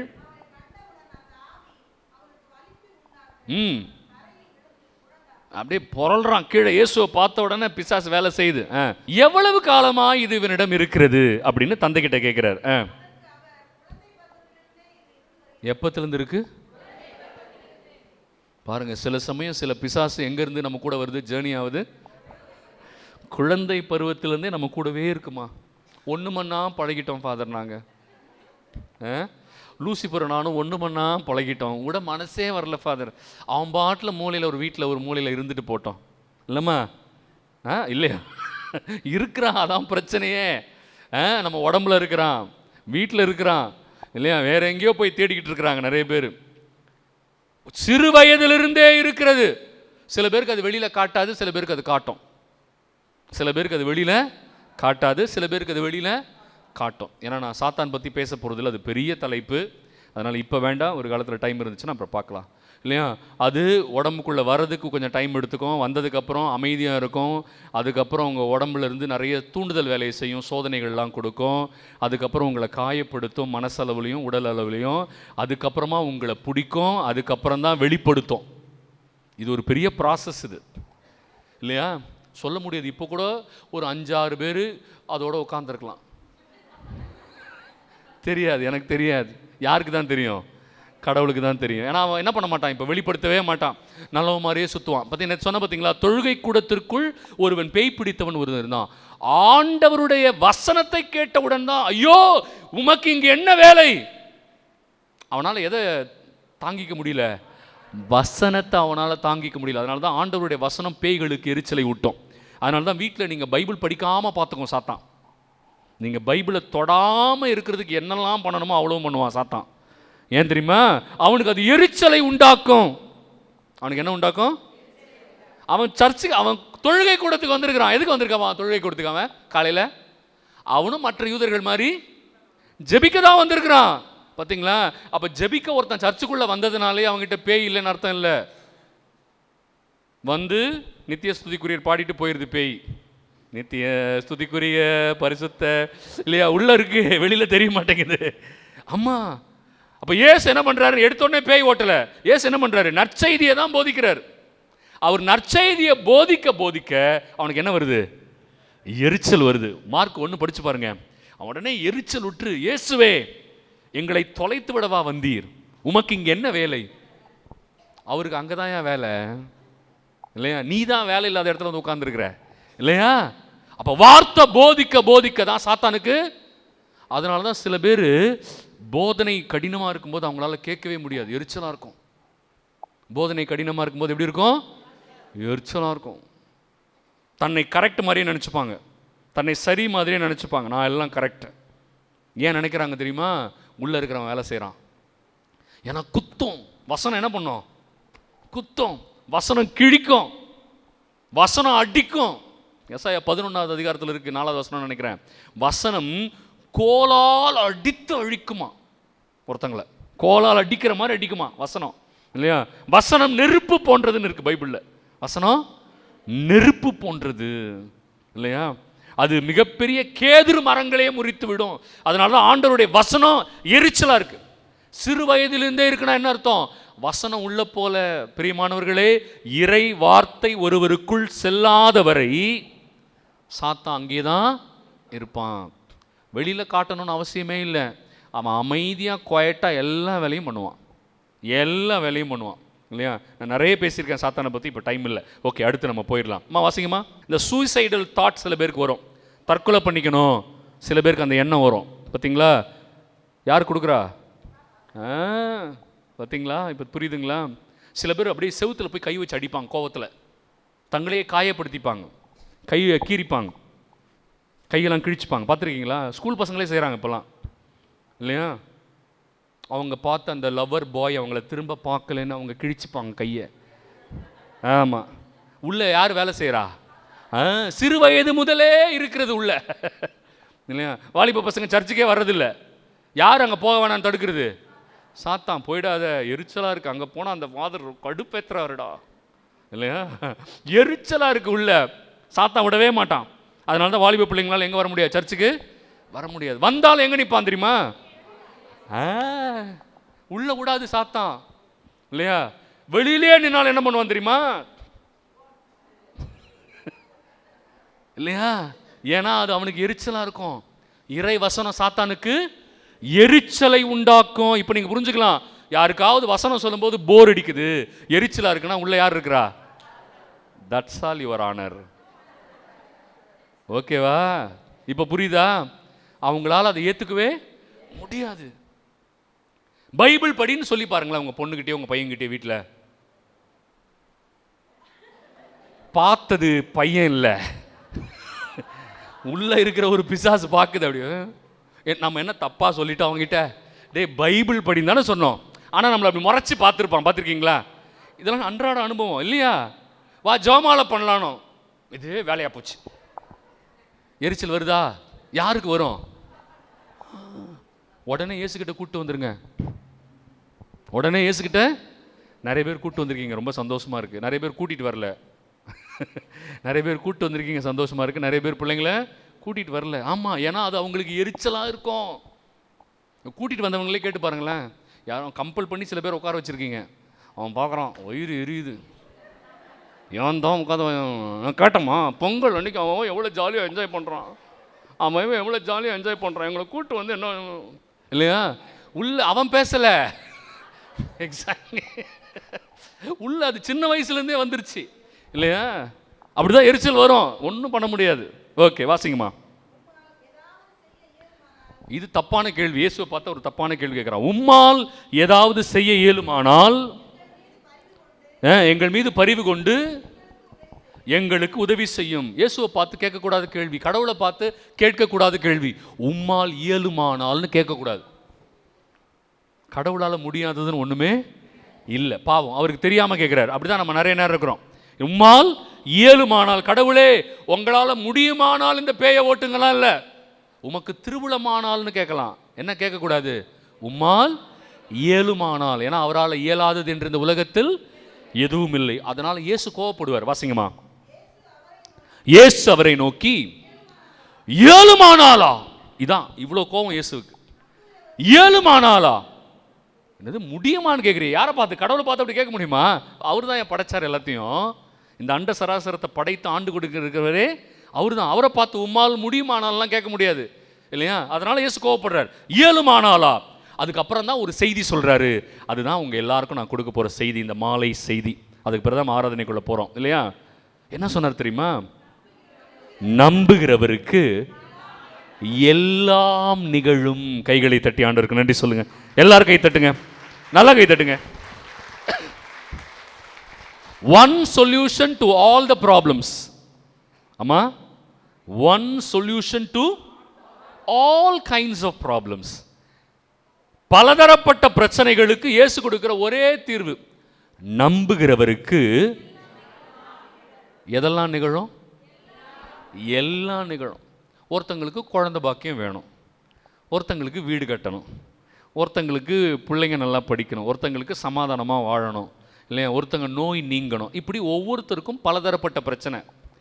இப்போ என்ன பண்ணிட்டாங்கன்னா அதை ரீட்டைல் மார்க்கெட் மாதிரி விற்கிறாங்க.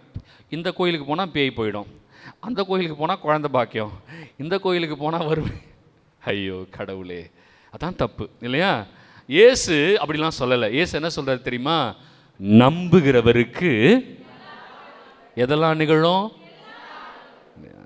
உனக்கு குழந்தை பாக்கியம் பிரச்சனையாக கூட இருக்கலாம், உனக்கு நம்பிக்கை தேவை. உங்களுக்கு வறுமையாக இருக்கலாம், நம்பிக்கை தேவை. உனக்கு சமாதானம் வேண்டுமா இருக்கலாம், உனக்கு என்ன வேணும்? நம்பிக்கை வேணும். அப்போது யார் எந்த பிரச்சனையில் வந்தாலும் இயேசுகிட்ட இருக்கிற ஒரே சொல்யூஷன் என்ன? நம்பிக்கை. ஹல்லேலூயா, ஹல்லேலூயா. பார்த்தீங்களா, ஆண்டவர் நம்மளை கஷ்டப்படுத்துறது இல்லை, அவரே இலவசமாக அருளை கொடுத்து அதால் பயிற்சி கொடுத்து நம்மளை நம்பிக்கைக்கு கூட்டிகிட்டு வந்து, மகனே மகளே இந்த நம்பிக்கை மட்டும் உனக்கு இருந்ததுன்னா உனக்கு எல்லாம் நடக்கும் மகனே மகளேனா. நமக்கு புத்தியிலே ஏற மாட்டேங்குது. நமக்கு எங்கே ஏற மாட்டேங்குது? புத்தியில் ஏறவே மாட்டேங்குது. அப்பவும் கிளம்பி போயிடுறோம்.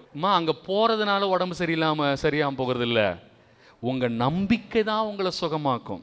எது சுகமாக்கும் இல்லையா? அதை நான் ஆராதனையில் சொல்கிறேன். நம்பிக்கையினால் என்னெல்லாம் நடக்கும் தெரியுமா? இயேசு ஒரு வார்த்தை சொல்கிறாரு சீடர்கிட்ட. அந்த படகுல நம்பிக்கை இல்லாமல் கத்துவாங்க, கொய்யோ முயோன்னு கத்துவாங்க, ஐயோ நாங்கள் சாகுறோமே. இயேசு எங்கே இருப்பார்? படகுல தான் இருப்பார். இயேசு எங்கே இருப்பார்? படகுல இருப்பார். என் கூட இயேசு இருப்பார். ஆனால் என்ன கத்துவாங்க சீடர்கள்லாம்? ஐயோ நாங்கள் சாகிறோமே. உமக்கு கவலை இல்லையான்னு வேற ஆட் பண்ணிப்பாங்க இல்லை? ஐயோ நாங்கள் சாகிறோமே. நம்ம அப்படி தான் ஜெபம் பண்ணுறோம் நிறைய நேரம். ஆண்டவரே என் பிரச்சனை உங்களுக்கு தெரியுமா? அவருக்கு தெரியாதா? அவருக்கு தெரியாதாம்மா? அப்புறம் வந்து லிஸ்ட்டு போடுறீங்க. ஆண்டவரே அடுத்த மாதம் 2 லட்சம் கடன் இருக்கு, அப்புறம் இந்த பையன் சரியில்லை ஆண்டவரே, எங்கள் வீட்டுக்கார் சரியில்லை ஆண்டவர், எல்லாம் லிஸ்ட்டு போடுறேன். அவருக்கு தெரியுமா தெரியாதா நம்ம பிரச்சனை எல்லாம்? ஆனால் அவர் நம்மக்கிட்ட என்ன எதிர்பார்க்குறாரு? உன்ட்ட நம்பிக்கை இருக்கா? நம்பிக்கை இருக்கா? அது இல்லாததுனால தான் லிஸ்ட்டு போடுறோம். அது இல்லாததுனால தான் லிஸ்ட்டு போடுறோம். அவர்கிட்ட போய் நீ எதுக்கு லிஸ்ட்டு சொல்லணும்? உன் துன்பங்களின் எண்ணிக்கையை நான் அறிந்து வைத்திருக்கிறேன். திருப்பாடல் 56:8 என்ன சொல்றாரு? உன் துன்பங்களின் எண்ணிக்கையை நீ லிஸ்ட் எல்லாம் போடாத, உன் லிஸ்ட் எல்லாமே எனக்கு தெரியும் இல்லையா? அவருக்கு தெரியுமா தெரியாதா? தெரியும். அப்புறம் என்ன சுகமாக்குறது? அவர் எல்லாமே சுகமாக்குறதுக்கு ரெடியா இருக்கிறாரு. அவர் ஒரு வார்த்தை தான் என்கிட்ட இருக்கிற எல்லா பிரச்சனையும் ஒழிஞ்சிரும் இல்லையா? என்கிட்ட என்ன இல்லை? நம்பிக்கை கிடையாது, அதனால பிரச்சனை போகல. இயேசு கேட்டார், லூக்கா 8:25 வாசிங்க. அவங்கள பார்த்து இந்த கேள்வி தான் கேட்டார். கத்தனாங்கல்ல, ஐயோ நாங்கள் சாகுறோமே, உமக்கு கவலை இல்லையான்னு கத்தனாங்களே. லூக்கா 8:25 வாசிங்க. உங்கள் நம்பிக்கை எங்கே? சீடர்களை பார்த்து இயேசு என்ன கேட்டாரு? என்னம்மா கேட்டாரு? நம்மளை பார்த்து என்ன கேட்கிறார் இயேசு? உங்கள் நம்பிக்கை, வேர் இஸ் யுவர் ஃபெய்த்? முதல்ல சொல்லு, நம்பிக்கை இருக்கா உனக்கு? நம்ம என்ன நினச்சிக்கிறோம்? நம்ம கத்தோலிக்க கிறிஸ்தவத்தில் ஒரு சின்ன பிரச்சனை இருக்கு. நம்ம பக்தியையும் நம்பிக்கையும் குழப்பிப்போம். பக்தியையும் நம்பிக்கையும் குழப்பிப்போம். பக்தி வேற, நம்பிக்கை வேற இல்லையா? நான் சின்ன எளிமையாக சொல்கிறேன், உங்களுக்கு புரிகிற மாதிரி சொல்கிறேன், நிறைய பேருக்கு சொல்லிக் கொடுக்குறேன். இது மக்கள் வந்து புரிஞ்சுக்கிறதுக்கே கஷ்டமாக இருக்குது. ஏன்னா அவங்களுக்கு பக்தியும் நம்பிக்கையும் குழப்பிக்கிறாங்க. ரெண்டும் ஒன்று நினைக்கிறாங்க. ரெண்டும் ஒன்று கிடையாது. ரெண்டும் ஒன்று கிடையாது இல்லையா? பக்தினா என்னன்னு முதல்ல சொல்லிடுறேன். நான் விரும்புவதை இறைவனுக்கு செய்வது பக்தி. நல்லா கவனிங்க. நான் விரும்புவதை இறைவனுக்கு செய்வது பக்தி. நான் மொட்டை அடிக்கிறேன், அவர் உன்னை கேட்கவே இல்லை, அவர் கேட்டதை நீ செய்ய மாட்ட இல்லையா? அவர் கேட்டதை செய்கிறதுக்கு வலிக்கும், ஆனால் என்ன செய்ய ரெடியாக இருப்பேன்? ஏன்னா வளர்ந்துடும், அது எனக்கு தெரியும். ப்ளஸ் கொஞ்சம் பொடுகு வேற ஜாஸ்தியாக இருக்குது, அடித்தா நல்லதுன்னு வேற என் ஃப்ரெண்டு சொல்லியிருக்கிறா இல்லையா? எக்ஸ்ட்ரா வேற நல்ல முடி வளரும்னு வேற சொல்லியிருக்கிறாங்க. இதெல்லாம் பின்னாடி மைண்டுக்குள்ளே இருக்குது, ஆனால் வெளியில் அதை சொல்கிறது இல்லை. நான் வேளாங்கண்ணி மாதாவுக்கு கொடுத்தேன், அவங்க எப்போ கேட்டாங்க உன்னுங்கிட்ட? நான் விரும்புவதை இறைவனுக்கு செய்வது இல்லையா? செயின் போட்டு விட்றேன் மாதா, செயின் போட்டு விட்றேன், இதை மட்டும் செஞ்சுருங்க, நான் உங்களுக்கு செயின் போட்டு விட்றேன், 5 பவுனில் செயின் உங்களுக்கு. அவங்க மேலே செயின் இல்லாமல் உட்காந்துருக்காங்க. அந்த செயின் போடுறது திருச்சபைக்கு. ஃபாதர் எடுத்து அதை உருக்கி திருச்சபையின் வளர்ச்சிக்கும் ஏழைங்களுக்கும் பயன்படுத்துறதுக்காக தான் போடுறோம். அது காணிக்கை, தப்பு கிடையாது இல்லையா? ஆனால் என் மைண்டுக்குள்ளே என்ன இருக்கக்கூடாது? நான் யாருக்கு கொடுக்குறேன்? அவங்க எப்போ கேட்டாங்க? அவங்க எப்போமா கேட்டாங்க? அவங்க கேட்கவே இல்லை. அந்த காணிக்கை திருச்சபையின் வளர்ச்சிக்கும் ஏழை மக்களுக்காக தான் காணிக்கை கொடுக்குறோம். காணிக்கை கண்டிப்பாக கொடுக்கணும், அதில் மாற்றுக்கிறதே இல்லை. ஆனால் அது கொடுக்கறது எதுக்காக? திருச்சபையின் வளர்ச்சிக்கும் ஏழை மக்களுக்கும். ஆனால் நீங்கள் திருச்சபை வளர்ச்சிக்கும் ஏழை மக்களுக்கு கொடுனா கொடுக்க மாட்டீங்க, மாதாவுக்கு கொடுனா கொடுத்துருவீங்க. கரெக்டா? ஏன்னா நம்மலாம் கில்லாடியான ஆளுங்க. ஏம்மா ஒரு 10 புடவை வேணுமா, ஒரு ஏழை மக்களுக்கு கொடுக்கணுமா அப்படின்னு கேட்டால் கொடுக்க மாட்டீங்க. மாதாவுக்கு புடவைனா வரிஞ்சு கட்டிக்கிட்டு வருவீங்க இல்லையா? ஃபாதருங்கெல்லாம் அந்த காலத்தில் பார்த்தாங்க, ஓகே மாதாக்குன்னு கேட்டால் கொடுக்குறாங்க, சரி மாதாக்குன்னு வாங்கி அப்புறம் அது அப்புறம் ஏழை மக்களுக்கு கொடுக்க ஆரம்பித்தாங்க. இதுதான் வழி, வேற ஒன்றும் இல்லை. நம்ம ஒன்றும் அப்படி தான் செஞ்சாங்க. இதில் ஒன்றும் தவறுலாம் ஒன்றுமே கிடையாது. நான் ஏன் சொல்ல வரேன்? நிறைய நேரம் நம்ம பக்தியை என்ன நினச்சிக்கிறோம்? நம்பிக்கைன்னு நினைக்கிறோம் இல்லையா? தேர் எடுத்துட்டோம், ஓய் சூப்பர் தேர் எடுத்துட்டோம். தேர் எடுத்துட்டா அவங்க தேர் எடுன்னு கேட்கவே இல்லை. நான் தான் என்னுடைய அன்பை காட்ட விதமாக என்னுடைய நம்பிக்கையை காட்டுறதுக்காக நான் தேர்ந்தெடுக்கிறேன். அது பக்தி தான், அது வெறும் பக்தி. அப்ப நான் விரும்புவதை இறைவனுக்கு செய்வது பக்தி. நம்பிக்கைனா என்ன தெரியுமா? இறைவன் என்னிடம் விரும்புவதை செய்வது நம்பிக்கை. கைகளை தட்டி நன்றி சொல்லுங்க ஆண்டவர், நல்லா நன்றி சொல்லுங்க. இறைவன் என்னிடம் விரும்புவதை நான் செய்தால் அதுக்கு பேரு நம்பிக்கை. போதுமா? இதுல எது பெருசு? இறைவன் விரும்புவதை செய்வதுதான் பெருசு. நான் விரும்புவதை செய்யலாமா? தாராளமா செய்யலாம், அதுவும் தப்பில்லை. ஆனா அதிலேயே சிக்கிக் கொள்ளக்கூடாது. எதுல? பக்தியிலேயே சிக்கிக் கொள்ளக்கூடாது. இத பவுலே விளக்குறார். பக்தி வேற நம்பிக்கை வேறன்னு யார் விளக்குறா? பவுல் விளக்குறார். எங்க விளக்குறார் பார்க்கலாமா? 1 கொரிந்தியர் 3வது அதிகாரம். சீக்கிரம் எடுங்க. 1 கொரிந்தியர் 3 வசனம் 1 ஆவிக்குரியவர்களிடம் பேசுவதை போல் என்னால் உங்களிடம் பேச முடியவில்லை, மாறாக நீங்கள்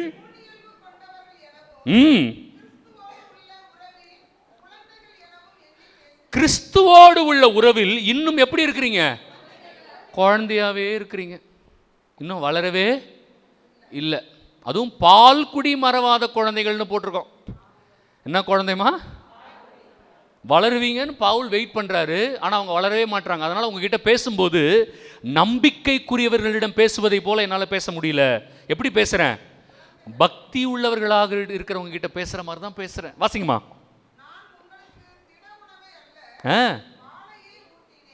போதுமா? உங்களுக்கு இன்னும் திட உணவை கொடுக்கிற பக்குவத்துக்கு நீங்க இன்னும் வரவே, இன்னும் என்னதான் கேட்டுட்டே இருக்கிறீங்க? ஒரு 2 வயசு வரைக்கும் ஓகேம்மா, புரிஞ்சுக்கலாம். ஏன்னா குழந்தைக்கு 2 வயசு வரைக்கும் என்ன கொடுக்கணும்? பால் கொடுக்கணும். 15 வயசுல அது பால் கேட்டுச்சுன்னா கொமட்டிலேயே குத்தி இல்லையா சாப்பாடு கொடுப்போம். கரெக்டாமா? அதே மாதிரி யாரும் 2 வயசு குழந்தைக்கு யாரும் சாப்பாடு கொடுக்க மாட்டாங்க. அப்படியே கொடுத்தாலும் அதை நல்லா மசிச்சு அந்த குழந்தைக்கு டைஜஸ்ட் ஆகிற மாதிரி இல்லைம்மா, அதெல்லாம் போட்டு மிக்சியில் அடித்து இல்லை கையிலேயே கூட நல்லா பிசைஞ்சு, அதுவும் கொஞ்சமாக வாயில் இல்லை சும்மா ஒரு விரலில் 2 விரலை எடுத்து அதால் எவ்வளவு சாப்பிட முடியுமோ. ஆமாம் தானே? என்னெல்லாம் பேன்னு பார்க்குறீங்க? அப்படி தானே கொடுப்போம். அப்போ தான் அந்த குழந்தைக்கு அது என்ன ஆகும்? டைஜஸ்ட் ஆகும் இல்லையா? குழந்தைக்கு நம்ம என்ன பண்ண மாட்டோம்? பிரியாணி எடுத்து வாயில் வைக்க மாட்டோம். அப்போ அவர் சொல்கிறாரு, நீங்கள் வளருங்க, நான் இன்னும் பால் குடி மரம். பக்திங்கிறது அப்படி தான். பக்தி தேவை. எப்போ? குழந்தை பருவத்தில் பக்தி தேவை. வளர வளர என்ன வேணும்? நம்பிக்கை வேணும். ஒரு எக்ஸாம்பிளுக்கு சொல்கிறேன். ஒரு குழந்தைக்கு நம்ம எப்படி பக்தி கொடுப்போம்? இப்போ நீங்கள் கூட்டிகிட்டு போகிறீங்க, சுரூபத்தை காட்டுறீங்க. நம்ம எல்லாருக்குமே தெரியுது வெறும் சுரூபம் தான், இது மாதா இல்லை. ஆனால் மாதாவை நமக்கு வெளிப்படுத்துகிற விதமாய் ஒரு சுரூபம் அமைக்கப்பட்டிருக்கிறது. ஆனால் குழந்தைகிட்ட சொல்லும்போது இது மாதாவை வெளிப்படுத்துகிற விதமாய் ஒரு சுரூபம் நமக்கு அமைக்கப்பட்டிருக்கிறது அப்படிலாம் சொன்னால் புரியாது. அதனால் என்ன சொல்லுவோம் குழந்தைகிட்ட? மாதாமா பாரு, மாதாமா பாரு இல்லையா? அப்போ அந்த குழந்தைக்கு என்ன தேவை? பக்தி தேவை. அதுதான் குழந்தை பருவம். ஏசப்பா படத்தை பார்த்து நம்ம என்ன சொல்லுவோம்? ஏசப்பா பாரு. வளர்ந்த நமக்கு தெரியும் ஏசப்பாவை வெளிப்படுத்துகிற விதமாய் அமைக்கப்பட்டிருக்கிற ஒரு திருவுருவம். நான் அந்த படத்தை பார்க்கும்போது எனக்கு ஏசப்பா ஞாபகத்துக்கு வராரு. அதனால ஏசப்பா திருவுருவத்தை எங்கள் வீட்டில் வச்சிருக்கிறேன். அது எப்போ வரும் அந்த அறிவு? வளர்ந்ததுக்கு அப்புறம் வரும் இல்லையா? அப்போ சின்ன வயசுலேருந்து எனக்கு முதல்ல பக்தி கொடுக்கப்படுகிறது. பக்தியிலிருந்து அடுத்து நான் எதை நோக்கி வரேன்? நம்பிக்கையை நோக்கி வந்துடணும். பக்தியிலேயே உட்கார்ந்துருக்கக்கூடாது. சில பேர் சாவர வரைக்கும் பக்தியிலேயே கம்ஃபர்டபுளாக இருக்கிறாங்க. ஏன் தெரியுமா? பக்தி நம்மளை சேலஞ்ச் பண்ணாது. பக்தி ரொம்ப ஈஸி. ஏன்? நான் விரும்புவதை இறைவனுக்கு செய்வது. நான் விரும்பினா செய்வேன், விரும்பலைன்னா செய்ய மாட்டேன். அதனால் அது எனக்கு பிரச்சனையே இல்லை. ஆனால் நம்பிக்கை எப்படி? இறைவன் விரும்புவதை செய்தே ஆக வேண்டும். அதனால தான் அது கஷ்டமாக இருக்குது. அதனால யாரும் எது பக்கத்தில் போக மாட்டுறாங்க? நம்பிக்கை பக்கம் போக மாட்டுறாங்க. எது பக்கம் ரொம்ப கம்ஃபர்டபுளாக இருக்குது? கொடி ஏற்றினா போதும். கொடி ஏற்றும் போது வாழ்க மரியே, வாழ்க மரியே, வாழ்க. ஏய், அன்னை மரியாள் சொன்னாங்களே, அவர் சொல்வதை செய்யுங்கள்னு சொன்னாங்களே, அதெல்லாம் முடியாதுமா. வேணா உனக்காக நாங்கள் மரியே வாழ்க கோஷம் போடுறோம். ஏன்னா அது ஈஸி. பூ தூவுறது ஈஸி. ஆனால் அம்மா ஒன்று சொன்னாங்களே, அவர் சொல்வதை செய்யுங்கள். நாங்களே செய்வோமா? போங்கம்மா அப்படின்னு போயிடுவோம். கரெக்டா?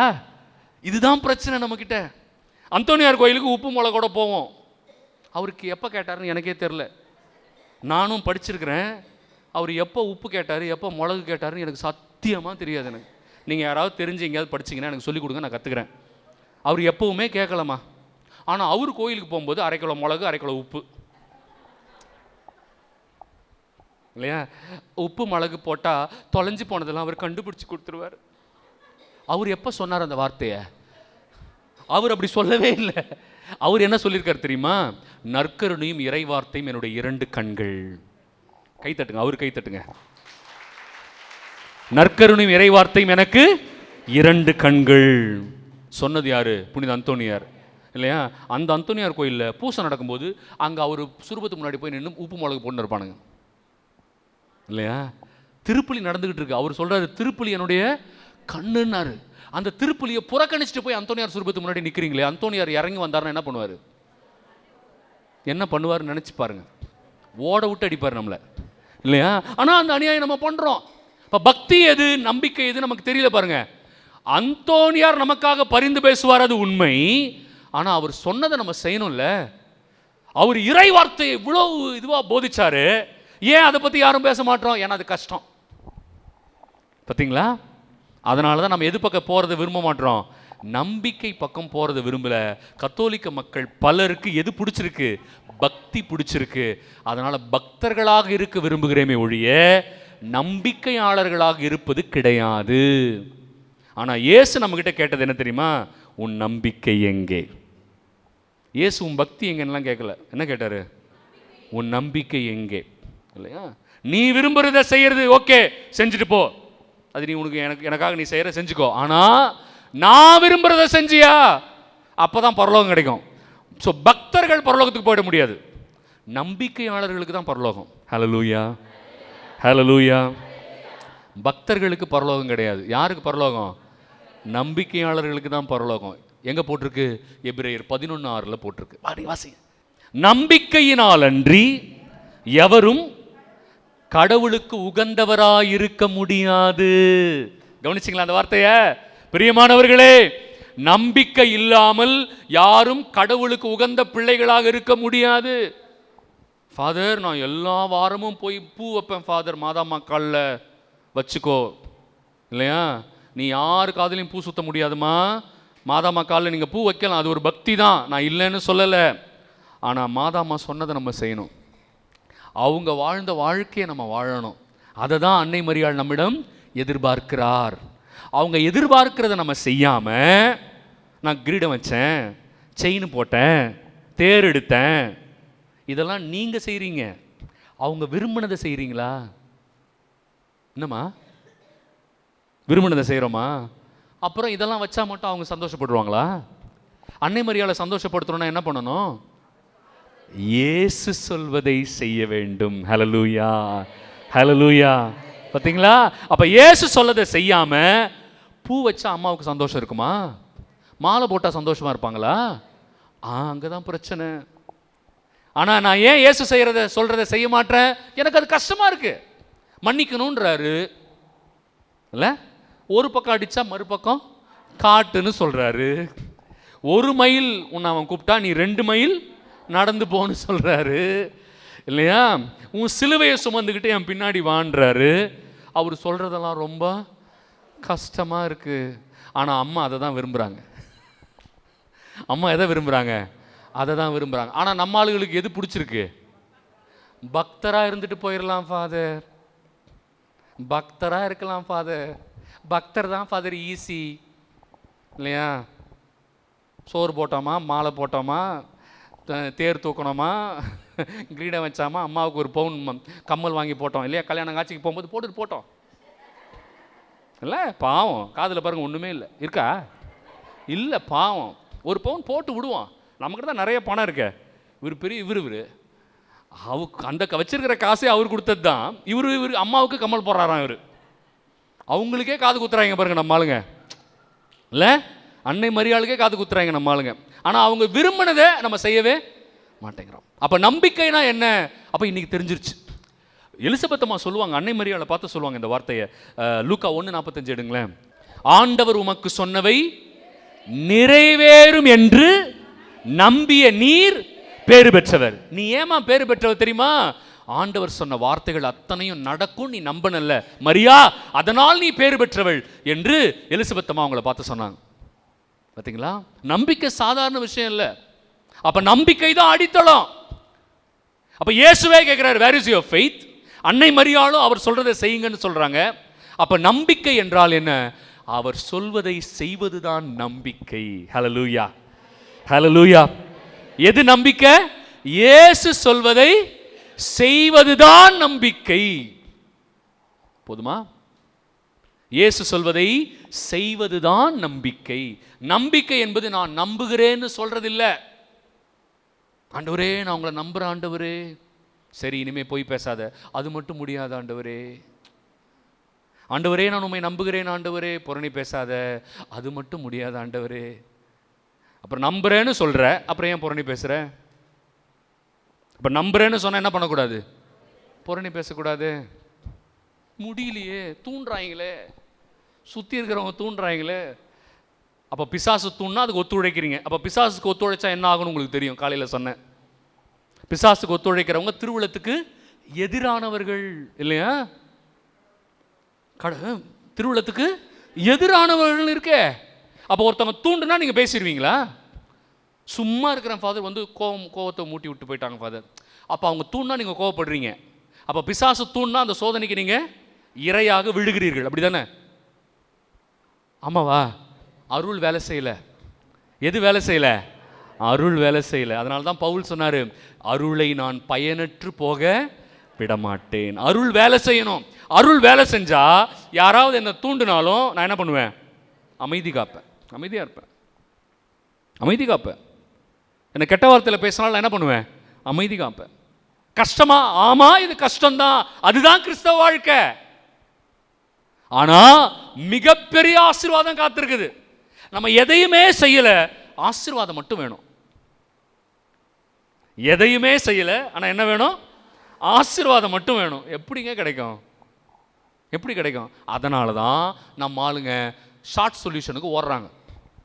ஃபாதர் அவர் கை வச்சா எல்லாம் சரியாயிடுமா ஃபாதர்? ஷார்ட் சொல்யூஷன் இல்லையா? ஷார்ட்கட் சொல்யூஷன் அப்படின்னு பார்க்கலாம். அங்கே போனால் சரியாயிடும். அப்போ இவங்களுக்கு என்ன இல்லை? யாரை நம்பல? கடவுளை நம்பல, மனுஷனை நம்புறாங்க. பார்த்தீங்களா? மனுஷனை நம்பி ஓடுறாங்க.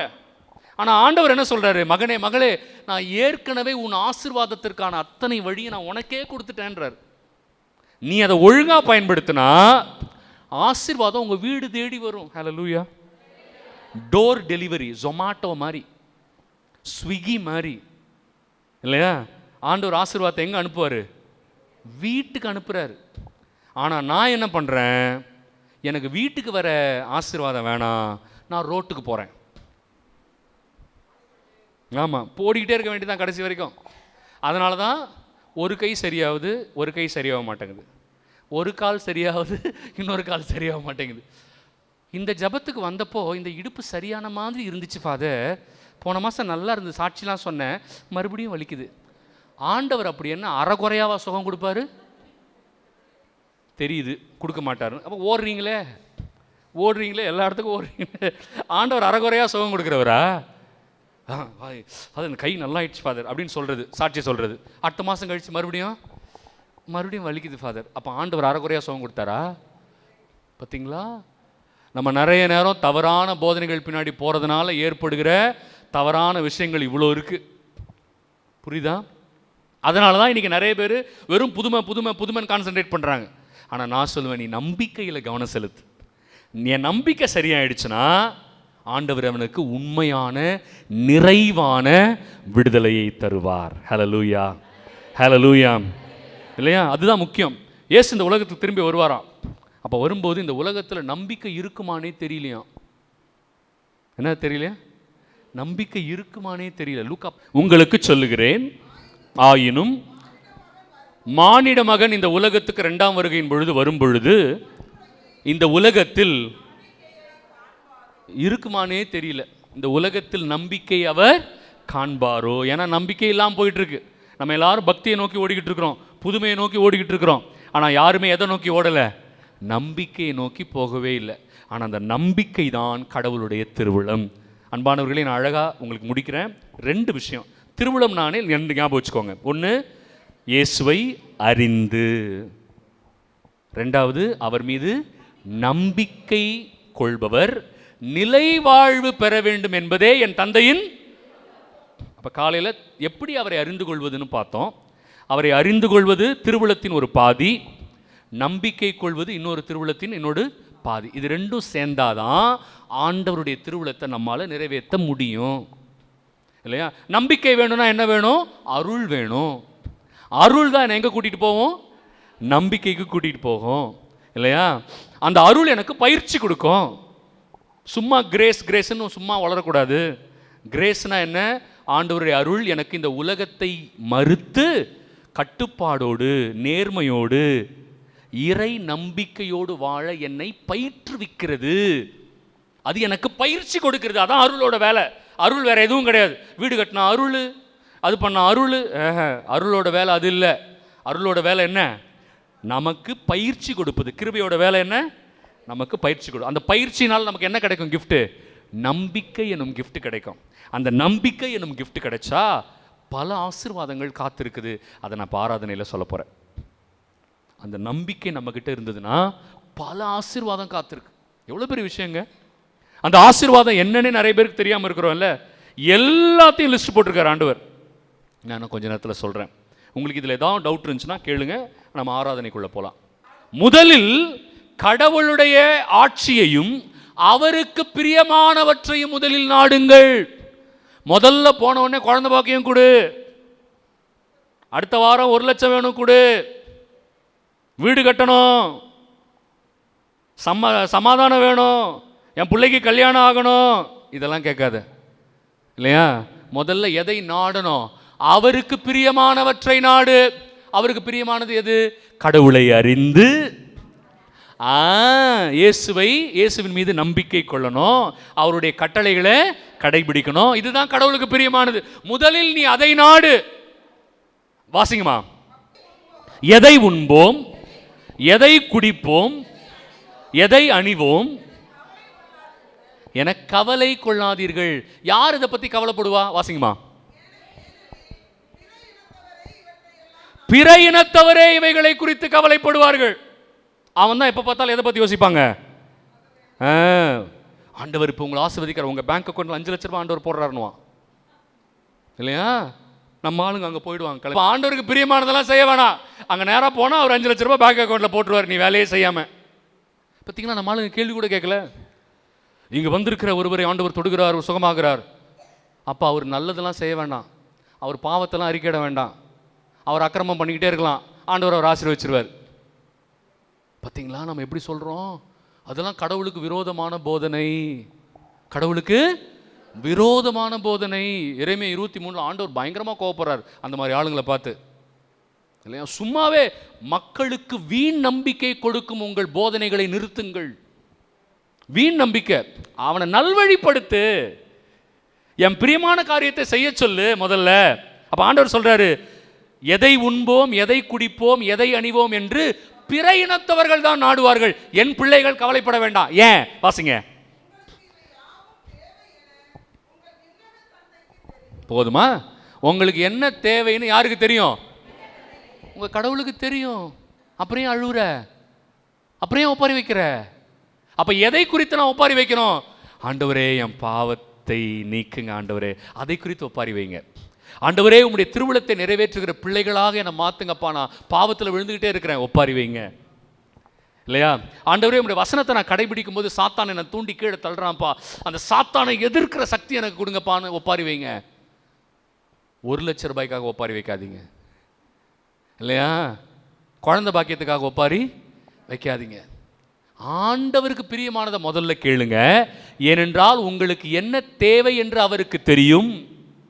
உங்களுக்கு என்னென்ன தேவைகள் இருக்கு என்று அவருக்கு தெரியும். தொடர்ந்து வாசிங்க. அவரது ஆட்சியையும் அவருக்கு பிரியமானவற்றையும் நாடுங்கள், அப்பொழுது சேர்த்து கொடுக்கப்படும். போதுமா? அப்பதான் அவர் என்ன பண்ணுவாரு? உங்களுக்கு தேவையானதையும் சேர்த்து கொடுப்பார். நமக்கு தேவையானதே கிடைக்கல. ஏன் கிடைக்கல? ஏன்னா நான் கடவுளுக்கு பிரியமானதை நாடல. நான் நம்பிக்கைக்குரிய காரியங்களை செய்யல. நான் சொல்றது புரியுதுங்களா? பிரியமானவர்களே, தயவு செய்து இந்த மாதிரி செழிப்பு போதனைகளை போய் நம்பி ஏமாந்து, ஆமாம், கடவுளை விட்டு நம்ம விலகி போயிடுவோம். கடவுளுக்கு பிரியமானது என்னன்னு தேடுங்க. அவருடைய திருவுளத்தை நிறைவேற்றுறது. அதுதான் இன்னைக்கு காலையிலேருந்து நம்ம பார்த்துருக்குறோம். எப்போவுமே இதை ஞாபகம் வச்சுக்கோங்க. ஆராதனை ரொம்ப சிம்பிள். நம்பிக்கையினால் நமக்கு கிடைக்கிற ஆசீர்வாதங்களை தான் நம்ம பார்க்க போகிறோம், இல்லையா? நம்புகிறவர்களுக்கு நன்மை மட்டும் ரெட்டிப்பாக கிடைக்கும். ஆமாம், ஜக்கரியா 9:12 ஞாபகம் இருக்கா? நம்புகிறவர்களுக்கு நன்மைகள் ரெட்டிப்பாய் கிடைக்கும். நம்ம நம்பாததுனால தான் நமக்கு பிரச்சனையே, இல்லையா? நம்பாதனால தான் அலையிறோம் திரியிறோம். நம்பினாலே போதும். ஆண்டவர்கிட்ட கேட்போம். இப்போ என்ன தெரியுமா கேட்க போகிறோம் ஆண்டவர்கிட்ட? ஆண்டவரே, கவனிங்க இந்த ஆராதனையில், ஆண்டவரே உம்மை அறிந்து கொள்ளுகிற அறிவை எனக்கு தாங்க. உம்மை அறிந்து கொள்ளுதல்னா உம்முடைய கட்டளைகளை கடைபிடிக்கிறது. அந்த கட்டளையை கடைபிடிக்கிற மகளாக என்னை மாற்றுங்க, இல்லையா? நீங்கள் எனக்கு கொடுத்துருக்கிற அருளை நான் சாவான பாவத்தினால் இழந்து விடாமல், அந்த அருள் மூலமாக நான் பயிற்சி பெற, உமக்கு உகந்த மகனாக பயிற்சி பெற என்னை ஆசீர்வதிங்க. பவுல் சொன்னது போல அந்த அருளை நான் பயனற்று போக விட மாட்டேன். கலாத்தியர் 2:21, இல்லையா? அதே மாதிரி தீத்து 2:12 மறக்கவே மறக்காதீங்க. அருள் தான் எனக்கு என்ன கொடுக்குது? பயிற்சி கொடுக்குது. அதற்கு பிறகு அருள் என்னை எங்கே கூட்டிகிட்டு போகுது? நம்பிக்கை கொடுக்கிறது, இல்லையா? அந்த நம்பிக்கை ரொம்ப ரொம்ப அத்தியாவசியம். நம்பிக்கை என்றாலே கீழ்ப்படிதல், கடவுள் சொல்வதை செய்தல், அதான் நம்பிக்கை. பக்தி வேற, நம்பிக்கை வேற. பக்தர்கள் பரலோகம் போக முடியாது, நம்பிக்கையாளர்கள் மட்டும்தான் பரலோகம் போக முடியும். பக்தி தப்பு இல்லை, ஸ்டார்டிங்க்கு தேவைதான். ஆனால் நம்பிக்கை தான் என்னை கடவுளுக்கு உகந்தவனாக மாற்றும். எபிரேயர் 11:6, இல்லையா? எபிரேயர் 11:6, நம்பிக்கை தான் என்னை கடவுளுக்கு உகந்தவனாக மாற்றும். நம்பிக்கை வந்துருச்சுன்னா இயேசு சொன்னது தான் உங்களுக்கு பதில். மார்க் 9:23, நம்புகிறவருக்கு எல்லாம் நிகழும். எல்லா பிரச்சனைக்கும் ஒரே சொல்யூஷன், நம்பிக்கை. கைகளை தட்டி ஆண்டவருக்கு நன்றி சொல்லுங்க. எழுந்து நின்று ஆராதனைக்கு தயாராகும்.